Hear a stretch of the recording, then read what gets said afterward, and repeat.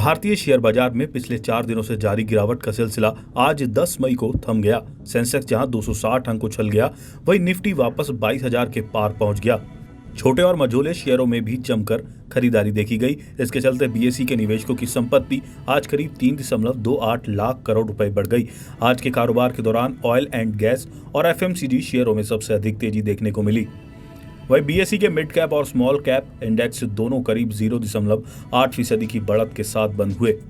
कारोबार के अंत में बीएसई सेंसेक्स 260.30 अंक या 0.36% बढ़कर 72,664.47 अंक पर बंद हुआ। वहीं एनएसई का 50 शेयरों वाला इंडेक्स निफ्टी 97.10 अंक या 0.44% की तेजी के साथ 22,055.20 के स्तर पर बंद हुआ। बीएसई में लिस्टेड कंपनियों का कुल मार्केट कैपिटलाइजेशन आज 10 मई को बढ़कर 396.62 लाख करोड़ रुपए पर पहुंच गया, जो इसके पिछले कारोबारी दिन यानी गुरुवार 9 मई को 393.34 लाख करोड़ रुपए पर था। इस तरह बीएसई में लिस्टेड कंपनियों का मार्केट कैप आज 3.28 लाख करोड़ रुपए बढ़ा है।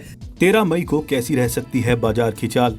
जियोजीत फाइनेंशियल सर्विसेज के विनोद नायर का कहना है कि भारतीय बाजार आज मोटे तौर पर पॉजिटिव रहे। हालांकि बाजार में वैल्यूएशन महंगा होने और कम मतदान प्रतिशत को देखते हुए निवेशकों के मन में चुनावी घबराहट बनी हुई है, जिसके चलते बिकवाली आई है।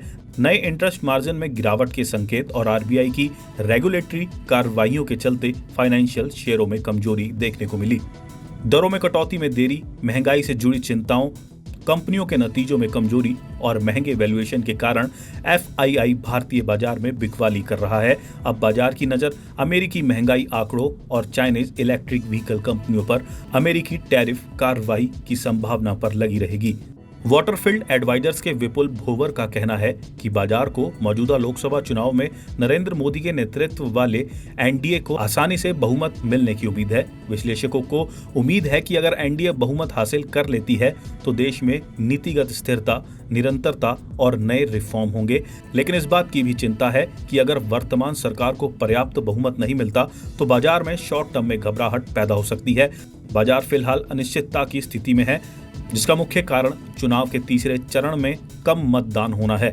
बाजार की नजर राजनीतिक घटनाक्रम, विशेष रूप से चुनाव परिणाम और विभिन्न सेक्टरों और बाजार पर इसके संभावित प्रभाव पर लगी हुई है। महंगे वैल्यूएशन से जुड़ी चिंताओं और बाजार की वॉलेटिलिटी को देखते हुए निवेशकों और ट्रेडरों को सावधानी बरतने की सलाह दी जाती है।